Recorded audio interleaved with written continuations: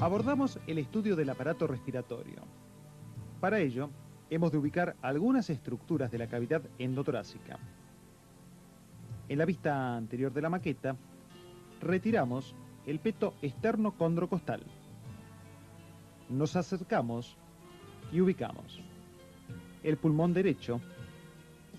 Lo seguimos hasta el diafragma, base del tórax. El pedículo pulmonar derecho. Arriba, el nervio neumogástrico, arteria carótida primitiva y yugular interna. Seguimos al neumogástrico, retroiliar. El esófago. Y por delante, el nervio frénico, preiliar. Lo seguimos hasta el centro frénico. En el hemitórax izquierdo, tomando como reparo el esófago, el nervio neumogástrico izquierdo, la aorta descendente, la relación del callado de la aorta con el bronquio izquierdo, la tráquea y por fuera la cadena laterovertebral simpática, su relación con la aorta y la cara endotorácica del tórax, el espacio intercostal con el paquete vasculonervioso intercostal, el centro frénico y perforando el foliolo derecho, el orificio de la vena cava inferior. Si proyectamos estas estructuras en el ser vivo, hemos de ubicar la proyección de la cúpula pleural derecha. Seguimos el borde anterior pleural, seno costo mediastínico y el seno costo diafragmático pleural derecho. En el pulmón izquierdo, la cúpula pleural en el espacio supraclavicular, el borde anterior y seno costo mediastínico, la escotadura cardíaca y el seno costo diafragmático. En forma central, la silueta cardíaca. Estudiemos el pulmón derecho en su vista externa. El lóbulo superior, la cisura horizontal o cisura menor y la cisura oblicua o cisura mayor, el lóbulo medio entre ambas cisuras y el lóbulo inferior por debajo y detrás. Al rotarlo, abordamos el borde anterior, habitualmente agudo, y al acceder a la cara mediastínica, los elementos del pedículo pulmonar, el bronquio, por delante de él la arteria pulmonar y debajo ambas venas pulmonares. Al alejarnos, observamos la llegada de la cisura oblicua o mayor al sector iliar. En el pulmón izquierdo, el lóbulo superior, en su cara costal, la cisura oblicua o cisura mayor, única en este pulmón, y por debajo y detrás la cara costal del lóbulo inferior. La rotación anterior de esta maqueta, el borde anterior, en el que se destaca la escotadura cardíaca. En la cara mediastínica, el ilio pulmonar izquierdo, su elemento central, el bronquio. Por arriba, la arteria pulmonar. Delante y debajo, las venas pulmonares. Ambos pulmones están envueltos por una membrana, la serosa pleural. Esta, como toda serosa, consta de dos hojas. La primera, íntimamente adherida a la estructura, la hoja visceral. Esta se introduce en las cisuras constituyendo la pleura interlobar. Por fuera de ella, una segunda hoja, la parietal. Entre ambos, un espacio virtual, el espacio pleural. Si abordamos la cara mediastínica del pulmón derecho, comprenderemos dónde se produce la reflexión de estas hojas, parietal y visceral. Lo hace en forma peripedicular, pleura pedicular. En esa línea, la hoja visceral se refleja sobre sí misma, constituyendo la segunda hoja, la parietal. Cuando se efectúa una punción para acceder a la cavidad pleural, la aguja debe ser introducida por el borde superior de la costilla para evitar dañar el paquete intercostal. En la intimidad del parénquima pulmonar, el árbol tráqueo-bronquial se divide dicotómicamente, originando bronquíolos de tercer orden que han de constituir la segmentación broncopulmonar. Situamos la tráquea, el bronquio fuente izquierdo y bronquio fuente derecho. En el pulmón derecho, el bronquio fuente emite el bronquio del lóbulo superior. En él, 3 segmentos broncopulmonares. El segmento apical o superior, el segmento posterior o dorsal y el segmento anterior o ventral. El bronquio del lóbulo medio, con sus segmentos lateral y medial.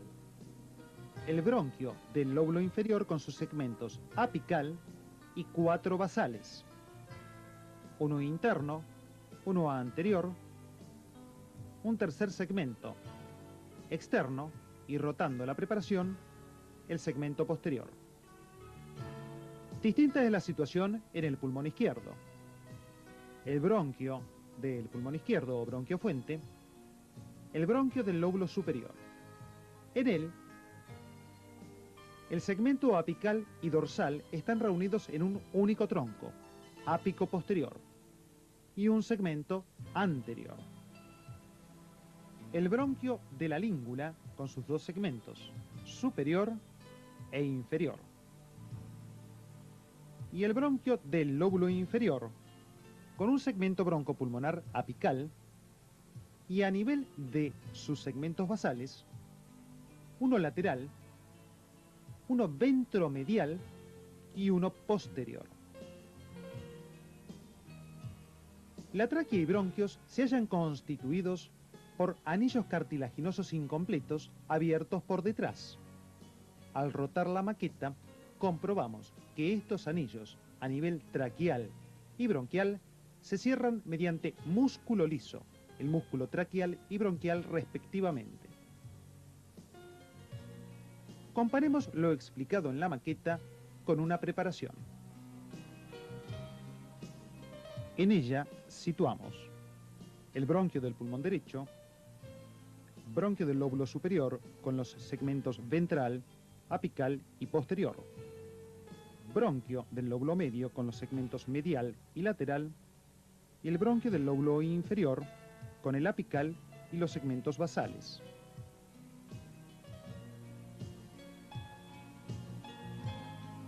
En el pulmón izquierdo, el bronquio fuente, bronquio del lóbulo superior, su segmento ventral y ápico posterior, el bronquio de la língula con sus porciones superior e inferior, y el lóbulo inferior con el segmento apical y el basal lateral ventromedial y posterior. Comprendamos ahora la segmentación con una represión fetal de un pulmón derecho con polimetacrilato de metilo. El bronquio del lóbulo superior con sus segmentos, bronquio del lóbulo medio y el bronquio del lóbulo inferior. Aplicada similar técnica en el pulmón izquierdo del mismo feto, podremos estudiar la segmentación de este pulmón. En él, el bronquio del lóbulo superior, con su segmentación destinada al lóbulo superior y porción lingular. Por debajo y en diagonal, el bronquio del lóbulo inferior, con el origen de los segmentos basales. Esta técnica, aplicada en un lóbulo inferior de pulmón derecho adulto y complementada con la represión venosa, nos demuestra la realidad de la segmentación broncopulmonar. Cada elemento canalicular es acompañado por la vena pulmonar y arteria pulmonar, dándole individualidad funcional y anatómica a la segmentación broncopulmonar. La ultraestructura del segmento broncopulmonar la estudiaremos en su intimidad. El saco alveolar representa un acúmulo de alvéolos, unidades funcionales respiratorias, a nivel microscópico. A él accede como elemento de la vía aérea el bronquíolo terminal. Este se distribuye dentro del saco alveolar, conectándose con cada uno de los alvéolos que representamos en la maqueta a través de dilataciones ampulares.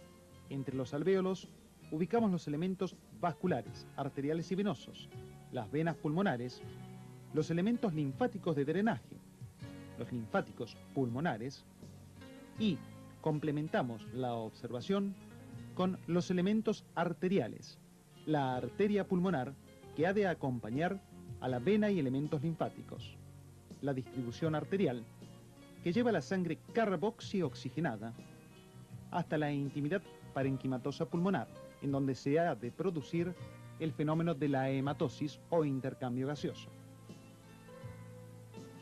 Describimos la arteria pulmonar y su situación interalveolar.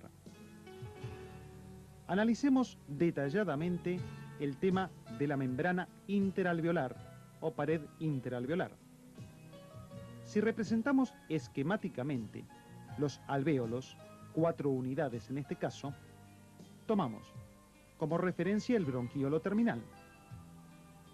El alvéolo representado como un espacio octogonal.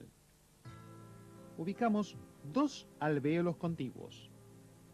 Entre ellos, la membrana interalveolar y los elementos arteriales y venosos.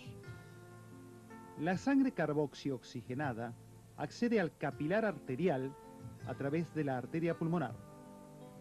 Tomado el oxígeno y eliminado el anhídrido carbónico, retorna oxigenada vía venas pulmonares.